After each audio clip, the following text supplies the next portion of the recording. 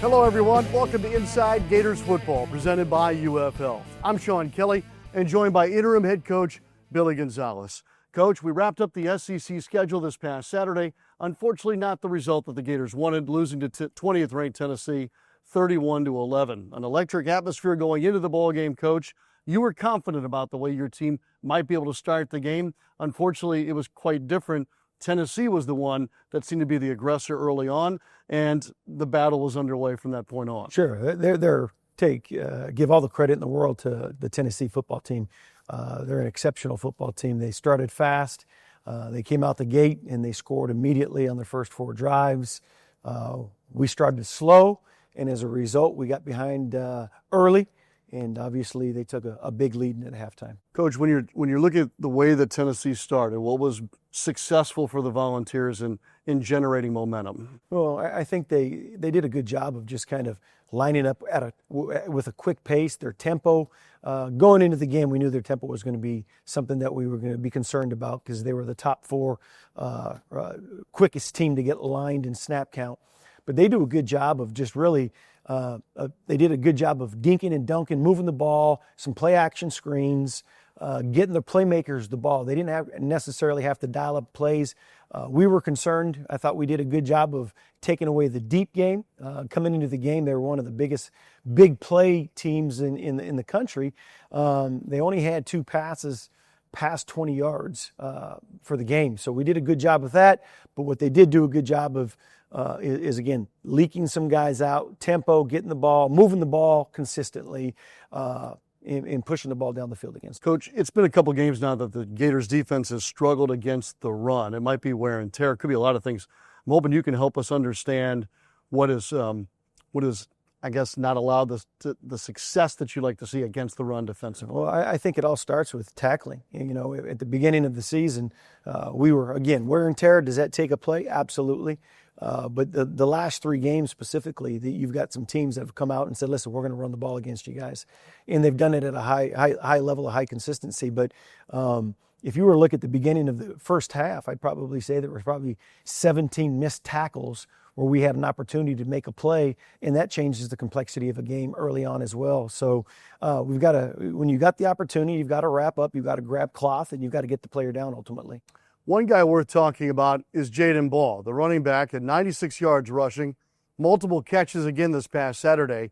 He now leads all SEC running backs in receptions and receiving yards. And, Coach, here he stands now less than 100 yards away from 1,000. That's something that the Gators have not seen in 10 years, an 1,000-yard rusher. Ball could do this upcoming Saturday. Well, again, we've mentioned Jaden throughout the season. He's an exceptional football player. He's got size, he's got strength, he's smart, he's physical, he runs powerful. He's got a great quick first step. You've seen him be able to plant his foot and use a spin move. He's got everything in his toolbox, what you're looking for. And then again, the ability to be a multi-purpose back, not just be a runner, but to be able to come out of the backfield. You saw he had a great reception coming out of the backfield. Exceptional athlete. Let's turn our attention to Florida State. The Seminoles come in this weekend with a record of 5-6. And with that, we begin our conversation up next with Billy Gonzales, presented by UF Health. So the Seminoles looking to become bowl eligible and also trying to win their first road game of the year after losing last Friday to North Carolina State. The Gators, meanwhile, Coach, end the home schedule this Saturday, Senior Day at Ben Hill Griffin Stadium. Sure, it's going to be great to get back, obviously, in front of the fans again. We didn't have the turnout that we wanted to as far as productivity from the offensive and defensive side and the result that we wanted last week. But again, I've said it over and over throughout the season. I've said it for years. The Swamp's a special place to play.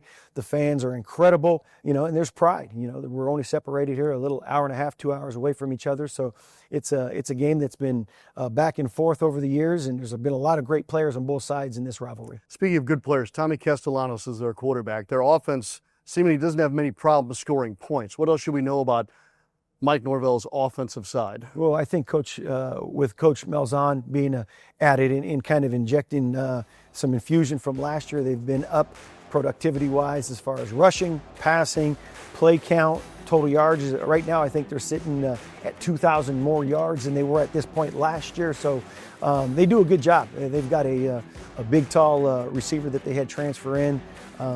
He's done a fantastic job. He's a playmaker on the outside. Running back's been kind of commit by committee. They've got 2 running backs. One's got more touchdowns, but by yards, they're pretty solid. And then again, the quarterback does a really good job of extending and making plays and creating plays for his team. Coach, let's finish here in talking about how you'll prepare the Gators for the game. This is the week where we have a holiday involved. They can see the light at the end of the season. There's a lot of things that have to be navigated by you yourself, the head coach. How will you take the Gators up to Saturday? Well, first and foremost, it's all about competing still. When you're a competitor, there's something that's built within you as a competitor. When there's a winner and a loser, how you go about preparing yourself on game week. So one, we're all competitors. We're going to keep pushing that point. The coach has got to do a great job. We've got to consistently keep pushing the players at practice. And then again, we've kind of adjusted some things this week since the players are out of school right now for Thanksgiving break. So we've tried to give them a little bit more time on the front end. Moved our lifting time back a little bit, so they've got a little bit more time to get rest in the morning. And then we've moved some practice time up a little bit in the back end, so we can try to save a 2-hour time window where they can get a little extra rest throughout this week's process. And then, of course, kickoff at 4:30 on Saturday. Yes. And hopefully the Gators will turn out like they did this past Saturday, a sold-out game against Tennessee, and an expected sellout. Would be 18 in a row now coming up for Florida State. Coach, as always, thank you so much. Good luck to you and the Gators this week. Thank you. Go Gators. That's Billy Gonzales. I'm Sean Kelley. Well, thanks again to our presenting sponsor, UF Health.